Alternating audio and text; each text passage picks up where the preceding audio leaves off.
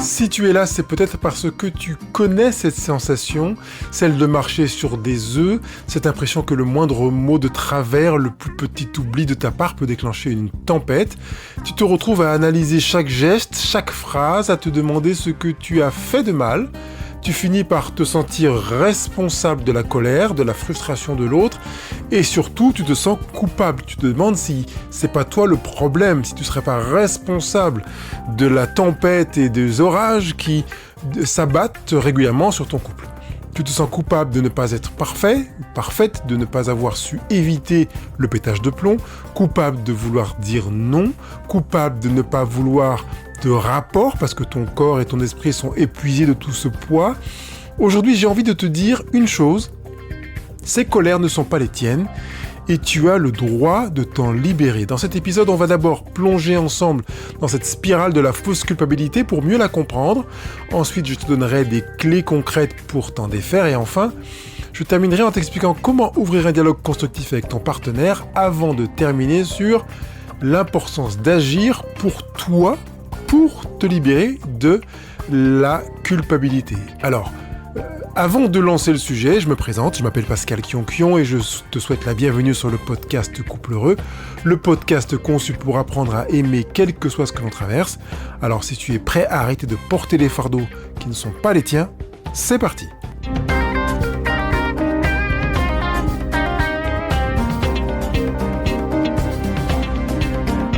Maintenant que tu as une idée du poids que tu portes, on va décortiquer comment il s'est installé.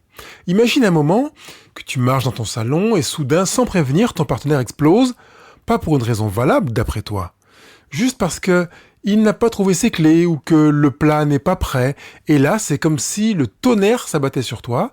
Ça fait plusieurs années que vous vivez ensemble et tu découvres, je dis plusieurs années, mais parfois c'est même que quelques mois, tu découvres ce genre d'explosion possible qui te paraissent vraiment surdimensionnées. C'est pas sa colère qui te frappe en plein cœur. C'est son accusation. C'est de ta faute si je suis en retard. C'est toi qui te soucies de rien. Tu ne veux jamais rien faire de toute façon, etc., etc. Et la spirale s'enclenche. Même si tu sais que ce n'est pas vrai, une petite voix dans ta tête commence à t'inviter à douter. Et si c'était vrai ? Et si je n'étais vraiment pas assez bien ? Tu commences à t'excuser même quand tu n'as rien fait de mal. Tu essaies de t'améliorer pour la prochaine fois, pour éviter la crise. C'est là que le piège se referme sur toi. À force de porter cette responsabilité et cette culpabilité, tu finis par la faire tienne. Tu te sens coupable de la colère de l'autre et ça, c'est un poids bien trop lourd à porter, un poids injuste à porter, au point qu'il t'arrive de te demander si c'est pas toi qui es pas fou ou folle. Tu te dis mais j'ai un problème et quand quelqu'un te dit mais non, je comprends ce que tu fais, ta réaction c'est normal que tu te sentes touché, tu te dis mais en fait, ça y est, je ne suis peut-être pas si fou ou folle que ça.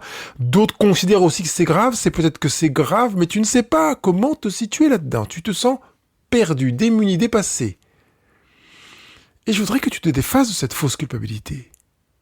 Parce que maintenant que tu comprends le piège, on peut avancer vers la direction de te dire que il est peut-être temps que tu t'en libères. Parce que le but n'est pas de porter une culpabilité que tu n'as pas à porter. C'est pourquoi je t'invite à la déposer. J'aime bien utiliser cette image consistant à déposer la culpabilité. Comme si c'est vraiment un poids, un fardeau que tu portes, qui t'écrase, qui est trop lourd pour toi, qui ne devrait pas être sur ton dos, et que tu portes quand même. Pour ça, on va prendre de la distance. Rappelle-toi que tu n'es pas responsable de la colère de l'autre. Ses émotions, ses réactions, ce sont les siennes. Elles lui appartiennent. C'est le résultat de ses blessures, de son histoire, de ses pensées, de ses croyances. En d'autres termes, sa frustration est son problème, pas le tien. Je ne suis pas en train de te demander de faire preuve d'insensibilité en te disant je m'en fiche, c'est son problème, qu'ils aillent te faire voir ailleurs. Mais je te demande juste de clarifier, de reposer les barrières là où elles ont besoin d'être posées, de te dire elle a fondu en larmes, elle a crié, pété un plomb, c'est son émotion, c'est sa colère, sa frustration, sa déception. Ça veut dire que je vais pouvoir me mettre après à l'écoute, on y viendra pour savoir ce qui se passe, mais reconnais la propriété. Je trouve que c'est une faute trop fréquemment répandue que cette usurpation de la propriété. Tu sais que l'usurpation de la propriété est une faute pénale aujourd'hui dans le droit français. Ça veut dire que si tu prends l'identité de quelqu'un, usurpation d'identité, ou le bien de quelqu'un, usurpation de sa propriété, tu es condamné. Et j'aimerais qu'on puisse adosser à la relation conjugale cette même faute consistant à usurper la responsabilité ou la culpabilité de l'autre. C'est lui qui ressent ses émotions, c'est lui qui pense, qui parle, qui crie, qui saute, qui jaillit, qui hurle. C'est donc lui qui est responsable de tout ce qu'il est en train de faire. Je sais que dans ta tête, tu te dis, oui, mais c'est quand même, si j'avais pas fait ça, il aurait pas fait ça. Oui, ok. Mais je te parle de son action, ce qu'il fait. Ses agissements relèvent 100% de sa responsabilité. Pour t'aider à y voir plus clair, je te propose un petit exercice. Prends une feuille et un stylo bleu. D'un côté, écris toutes les choses dont ton partenaire t'accuse. Par exemple, tu ne me soutiens pas, tu ne fais pas d'efforts, tu es égoïste, tu t'en fiches de moi, tu t'opposes à moi, tu m'humilies, tu me prends pour un gamin, tu me rejettes, etc. Tu mets tout ça sur une colonne. De l'autre côté de la feuille, à côté donc de chaque accusation, pose-toi ces questions. Est-ce que c'est une réalité ou est-ce que c'est une perception ? Je te demande juste de faire ce travail-là. C'est-à-dire que l'idée, ça va être de dissocier ce qui est de l'ordre de son ressenti et de son impression à lui ou à elle, ton partenaire, et de ce qui est factuel. Si ton partenaire te dit « tu as cassé le verre qui était sur la table », c'est factuel. S'il te dit « tu veux détruire la maison parce que tu as cassé le verre qui était sur la table », c'est une perception. Donc fais bien la distinction entre ces deux colonnes. Les événements, enfin les propos de ton partenaire et la question à côté, est-ce que c'est une réalité ou une perception ? Tu peux te poser une autre question. Y a-t-il une part de vérité dans ces accusations ? Ou est-ce juste une façon de vouloir me faire sentir une douleur, me faire me sentir mal ? Une autre manière de le dire, c'est de me manipuler. Troisième question que tu peux te poser sur les éléments qui sont dans la colonne de gauche et que tu vas répondre sur la colonne de droite, c'est est-ce que ces accusations sont des façons pour lui de ne pas assumer une difficulté personnelle ou une responsabilité qui lui incombe. Tu comprends que cet exercice est vraiment pratique, concret, parce qu'au fil de son déroulé, tu vas ouvrir les yeux, tu vas te rendre compte qu'il y a des choses qu'il te fait porter, qui sont de sa perception, qui sont des manières de te faire ressentir quelque chose, comme s'il voulait appuyer sur les boutons pour que tu ressentes ce qu'il veut que tu ressentes. Par exemple, on ne peut pas dire que ce sera 100% des situations, mais je serais bien enclin à t'avoir dans un coaching. Allez, partons du principe que je te l'offre, puisque tu écoutes ce podcast. Une séance de coaching pendant laquelle tu vas pouvoir me partager les retours de ton exercice. Pour pouvoir me les partager, tu écris à pascal.quionquion, QUION, @couple au singulier -du6 heureux.com. pascal.quionquion, couple-heureux.com. Et tu verras que cet exercice te permettra de te détacher de la culpabilité et de voir la situation sous un angle plus objectif. C'est un travail sur toi, en fait, pour te libérer du poids que tu portes depuis trop longtemps. C'est un processus, mais chaque pas que tu vas faire dans cet exercice te rapprochera de ta liberté. Parce qu'en réalité, l'action est, on va dire, fait partie du démarrage de la liberté. Après t'être libéré de cette fausse culpabilité par l'introspection, la prochaine étape, c'est l'action. Il s'agit de reprendre le contrôle de la situation, de te dire « J'entends bien que quand il me dit « Tu ne me soutiens pas, tu es égoïste, tu ne penses qu'à toi », il n'est pas en train de me donner une information, mais de vouloir que je ressente quelque chose dans le but de me contrôler.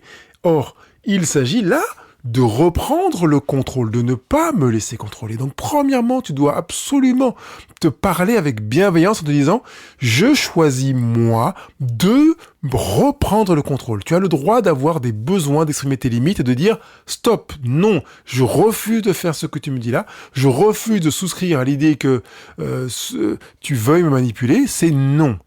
Il est essentiel que tu t'accordes le même respect que celui que tu offres aux autres, aux gens que tu aimes, qui sont proches de toi et que tu sais respecter.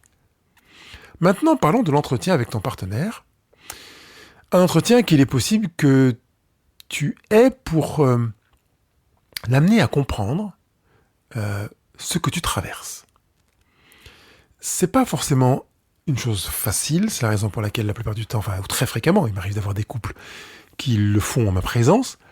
Donc ne t'attends pas à un miracle, mais dis-toi que cette perspective-là est un chemin vers ta libération. Choisis un moment qui sera un moment dans lequel ni toi ni lui ne serez fatigués. Ce moment qui viendra surtout pas à un moment où tu auras reçu des remarques, des reproches et des tentatives de manipulation. Choisis un moment où vous êtes vraiment bien, vous êtes bien tous les deux. Pas de dispute, tout va bien, pas de stress. Un moment calme, une promenade, un repas tranquille, de préférence en présence d'autres personnes. C'est pour ça que la promenade peut être sympathique. Moi, j'habite à Marseille, se promener au bord de la mer avec des gens qui sont autour peut être intéressant dans un parc, mais pas quand vous êtes que tous les deux, pour plusieurs raisons que je n'évoquerai pas ici. Quand tu vas parler à ton partenaire, parle en je pour exprimer tes sentiments. Tu vas justement rentrer dans le jeu de la pleine responsabilisation de ce que tu vis pour ne pas aller nourrir le sien qui est dysfonctionnel. Donc, tu vas pas lui dire « tu me fais du mal quand tu cries ». Mais tu vas plutôt dire « je me sens mal à l'aise quand tu hausses le ton ». Parce que crier, c'est une interprétation. Et tu te rappelles que dans la question que j'ai posée, c'est est-ce que c'est une réalité ou une perception ? Donc crier, c'est une perception. Hausser le ton, c'est aussi une perception, mais elle est plus proche de la réalité. Parce que tu sais que quand ton partenaire te parle sur un ton normal, qui est subjectif lui aussi, tu le vis bien. Donc en utilisant le « je », tu exprimes tes émotions sans attaquer ton partenaire. Je me sens mal à l'aise. Je me sens blessé quand tu hausses le ton. Je me sens mal à l'aise quand tu as tel comportement vis-à-vis de moi. Par exemple, que tu me malmènes physiquement, ou que tu me secoues, que tu me regardes avec des yeux qui semblent manifester une émotion de colère. Voilà. Donc on est dans une approche où on va faire attention de ne pas préjuger, mais de donner des éléments qui correspondent à ce que tu ressens vraiment toi, d'où l'intérêt d'être en jeu. Sois clair sur tes besoins. Tu peux dire, j'ai besoin de me sentir en paix dans cette relation, j'ai besoin de me sentir en sécurité et pas d'avoir besoin de me protéger, de ressentir le besoin d'avoir à me retenir de ce que je vais te dire. J'ai besoin de savoir que je peux t'exprimer mes envies sans être jugé ou accusé. Et là, tu peux proposer une collaboration, tu peux lui dire, j'ai envie qu'on trouve ensemble des solutions pour que chacun puisse exprimer ses frustrations sans que l'autre se sente attaqué. Et dès que tu as fait ce pas pour te libérer de ta culpabilité passée, il est temps d'apprendre à te prévenir la culpabilité à venir. Parce que le meilleur antidote de la culpabilité, c'est d'agir, non pas pour plaire à l'autre, mais pour être aligné avec ta propre justesse intérieure. Je sais que ce que je suis en train de te dire là est quelque chose d'énormissime et que tu n'imagines même pas le pouvoir de ce que je vais partager avec toi, même si je vais le partager de manière succincte pour préparer le podcast de la semaine prochaine. Parce qu'il y a des possibilités de faire en sorte que tu ne te retrouves plus à porter de la culpabilité si tu es aligné avec ta propre justesse intérieure. C'est ça qui t'attend. Et qu'après cet entretien, tu te dises « je vais travailler dans cette direction-là ». Vraiment œuvrer de manière à être proche de moi, à être pleinement dans ce que je trouve bon, juste et pertinent. Et dans cette démarche-là, tu pourras faire en sorte que la relation que vous allez vivre à l'avenir ne pourra plus prêter le flanc à la culpabilité. Ça ne pourra pas empêcher que ton partenaire décide de te dire que tu fais jamais rien, tu n'es pas capable, je ne peux pas compter sur toi, tu es encore ceci, cela, et tu fais ceci et cela beaucoup trop, et tu es incapable de ceci, cela, tu n'y arriveras jamais, et toutes les paroles qui ont sans doute activé des blessures chez toi dans la relation dans laquelle tu es actuellement. Mais l'idée, c'est de faire en sorte que tu sois véritablement libre, que tu sois affranchi de ce qui a fait que ton partenaire a pu s'appuyer sur certains éléments auxquels tu portais crédit pour faire en sorte que tu te sentes mal. Mon objectif, c'est de faire en sorte que tu te sentes libre, libéré de la culpabilité. la semaine prochaine, on verra comment faire pour que tu n'aies plus de début de culpabilité. Tu as bien compris qu'on va parler de alignement, de propre justesse intérieure, et je te donnerai vraiment des éléments assez précis pour que jamais plus tu ne te retrouves dans cet enfermement, dans cette situation, dans ces situations dans lesquelles tu te sens tellement mal dans ta peau, dans ton cœur, dans ton être, en te demandant si t'es fou ou si t'es folle, et si en fait ton partenaire serait peut-être mieux sans toi. Non, plus jamais ça. Évidemment, tu vas prendre note de ce que je t'ai proposé pour les actions de libération, pour préparer l'entretien, pour vivre cet entretien. Le mieux étant que tu aies vécu cet entretien avec ton partenaire avant qu'on se retrouve la semaine prochaine pour le prochain podcast dans lequel on ira plus loin pour agir, pour limiter, pour éviter même de mettre le pied dans la culpabilité, et que tu commences déjà à goûter à cet apaisement auquel tu pourras goûter parce que tu auras été l'acteur ou l'actrice de ce début de libération, de ce travail de rapprochement conjugal dans lequel tu auras pu t'exprimer et sans aucun doute écouter ton partenaire dans ce qu'il a eu à partager avec toi. Alors, si ça n'a pas été facile pour toi cet entretien, évidemment, tu sais que tu peux compter sur moi. J'ai proposé que tu aies un coaching offert avec moi.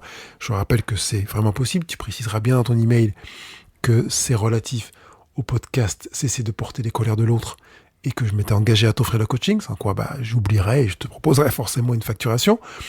Et que tu t'inscrives dans cette perspective pratique vraiment. J'insiste pour que ce soit concret, pratique, avant le prochain podcast, pour avancer. Et si tu es vraiment dans une situation dans laquelle tu te dis, mais je réalise que je suis dans la ligne de mire de la manipulation, eh bien peut-être que pendant notre coaching, la séance qu'on aura ensemble dans ce call en visio, on pourra parler du programme qui s'intitule « Maîtriser votre vie », le guide pratique contre la manipulation. C'est parti, je compte sur toi pour passer à l'action, parce que savoir, c'est commencer à pouvoir, mais pour vraiment pouvoir, rien de tel que de passer à l'action.